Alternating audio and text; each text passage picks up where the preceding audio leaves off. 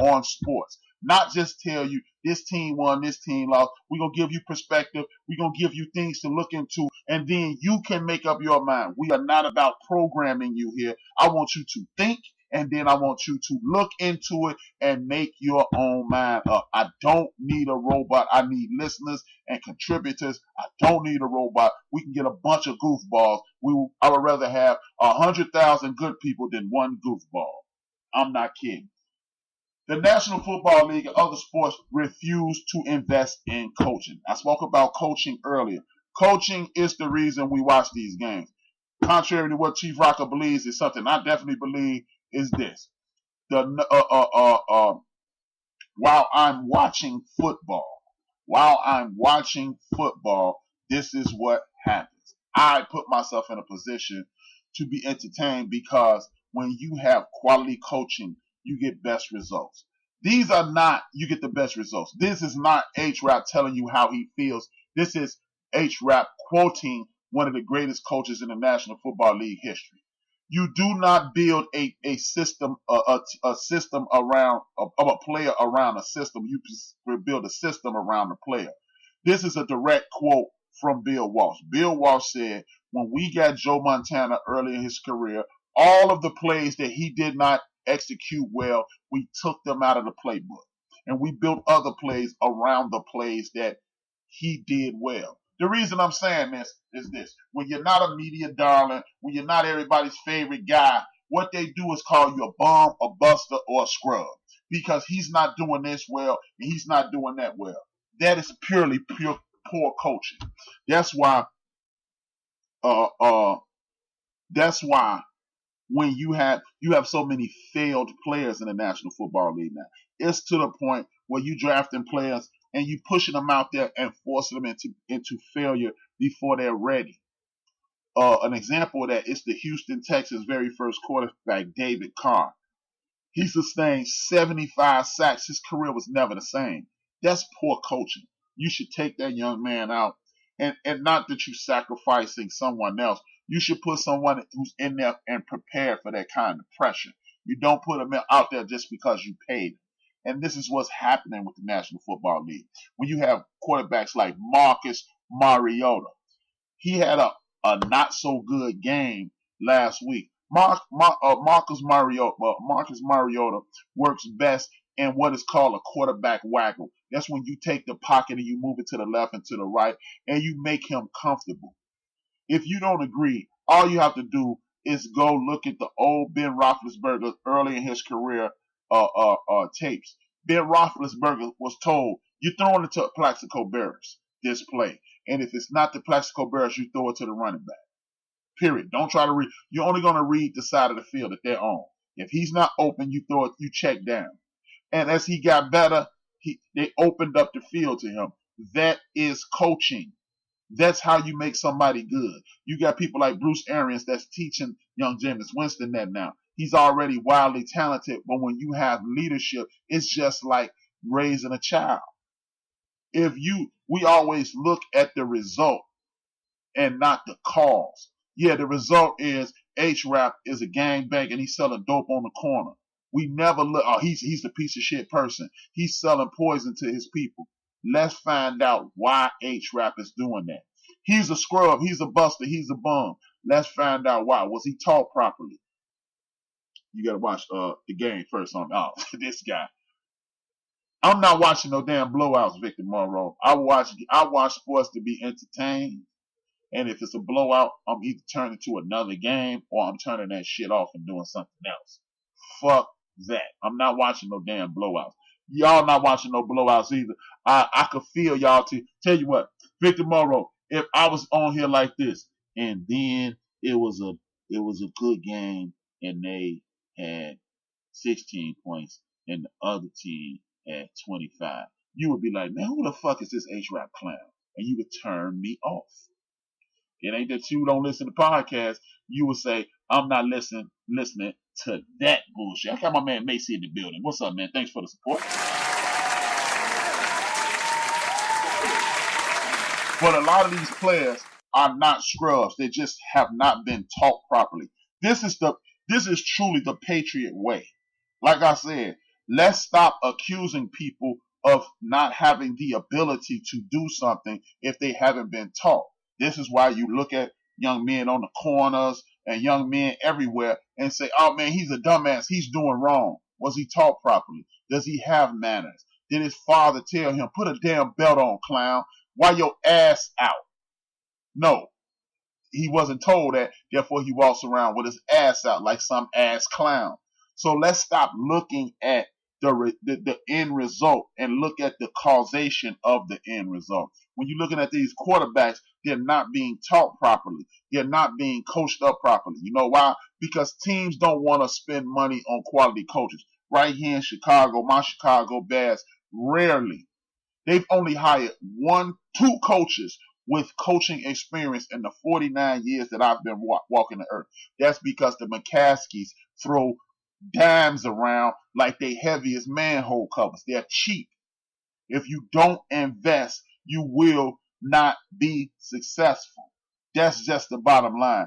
Teams that are consistently successful in sports invest in medical staffs, they invest in coaching, they invest in scouting, they invest in upper management. That is the only way you could be successful. So before you look at Marcus Mariota and try to call him a scrub or a buster, look at who his coaches have been. They have been subpar coaches. I heard Mike Greenberg say, Jameis Winston, how many coaches is he going to get fired? Which one of those coaches was a quality coach? Not many. You got rid of the one quality coach before he got started, which was Lovie Smith. So when you do that, you over. You are over. You are setting yourself up to fail. So we always go with the results, and what caused the results is what we need to start investing in. That's why you listen to the Inner Best podcast. Watch. This kid, Josh Rosen, he will be coached properly. Brian Flores, I'm sorry, Brian. Brian be listening to y'all. Brian Flores comes from the Patriot way, and the Patriot way is to ask you to do what you do well. You don't ask Wes Welker to go deep, because that's not what he does well. You do not ask Rob Gronkowski to be a precise route runner. That's not what he does well. He's a big lumbering guy who can get open. He uses his speed to do what he can do, or strength to overpower smaller men. You don't ask people to do that. So Josh Rosen on the Dolphins should become a better player. The reason he's being badmouthed is because Josh Rosen had the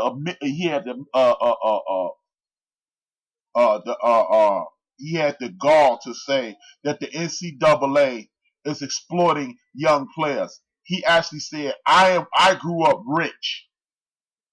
I grew up rich. Therefore, because I grew up rich, what happens is I have the ability to adapt to this environment. But you got these young inner city guys who did not grow up in the environment that I grew up in, and therefore they are at a disadvantage. He spoke up for the community, and now anytime he makes a mistake, well, he was a high draft pick. He should be doing better. If you're a high draft pick and you are in an entirely different system, you will be making mistakes. For those who don't know, the average NFL playbook is as thick as what we used to call phone books or a dictionary. So imagine having to learn a new dictionary in another language over a 12-month period. You will not be successful. And that's how you have a lot of players looking tired, looking sad, looking pitiful. The Eagles are in a conundrum right now because the backup quarterback that they had broke his wrist. It's not a season-ending wrist injury, but with an often injured Carson Wentz, is going to be a problem. We are definitely going to have a problem. This is another instance in which causation is coming into effect. Josh Gordon asked for it to be reinstated again. This is what I was telling y'all.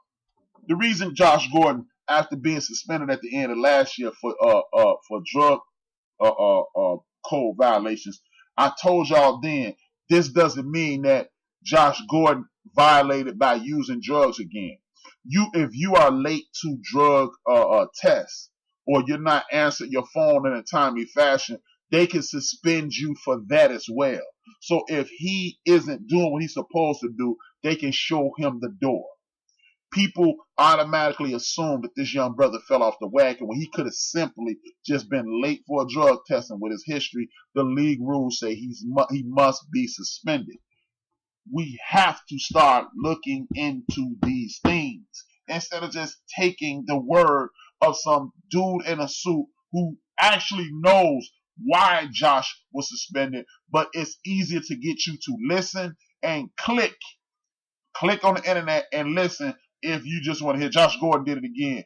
It is basically they're painting the TV. They're coloring the news. And what I mean by coloring the news is when you hear a brother broke a rule, you automatically say he's wrong. You know, he failed a drug test again. He's smoking crack. That's what you do. That's what people do. Josh Gordon could have simply, because let me tell you this, the NFL Players Association rules clearly states that if you are late, if you're in violation. If you don't respond in a timely fashion, you're in violation and you can be suspended. If you get suspended for getting high 3 or more times, you will be barred from the NFL. He has been suspended 3 or more times for using drugs already. If he's asking for reinstatement after less than 12 months, this means it was a minor infraction and they had to suspend him. But you don't get Adam Schefter. You don't get all these sideline reporters telling you that. They just tell you half the story because half a lie is more entertaining than a little bit of the truth. And that's just the bottom line. So while we condemn brothers like Josh Gordon, we want him to get better. It may not be a get better situation. He's just struggling at this point. And what we need to do is hope and pray that he can get his life in order. And that's what time it is.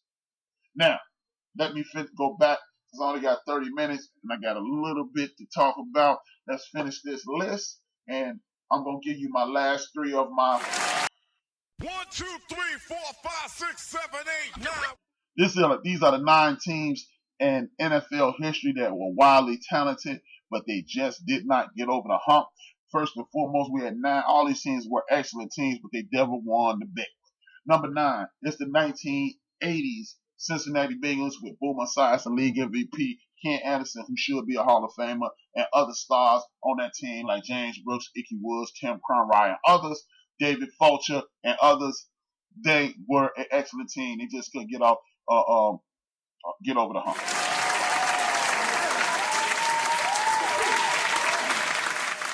The 1970 Houston Oilers, Bum Phillips, Earl Campbell, Dan Pastorini, and others. They kept running into that buzzsaw called the greatest team of the 70s to still occur. Couldn't get past it. Big ups to the Houston Oilers.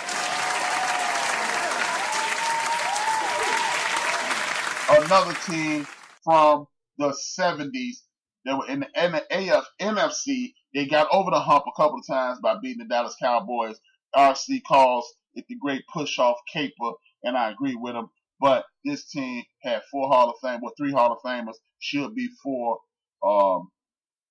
Jim Marshall should be in the Hall of Fame. And they lost 4 Super Bowls. A lot of people want to say the Buffalo Bills are the only team that lost 4 Super Bowls. The Minnesota Vikings did it too. The 70s Minnesota Vikings did it. The late 80s, early 90s, the late 80s through the late 90s, Kansas City Chiefs were a juggernaut. Derek Thomas, Neil Smith rounding up the defense, Tamarick Vanover, and other Barry Word, the Nigerian Nightmare, Christian Okoye. They never had a quarterback to pull the trigger when they got the quarterbacks. He was too old. The Kansas City Chiefs, wildly talented, well coached, but couldn't get over the hump. In the late 80s, early 90s, or late 80s to the late 90s, the Kansas City Chiefs could not bring it home.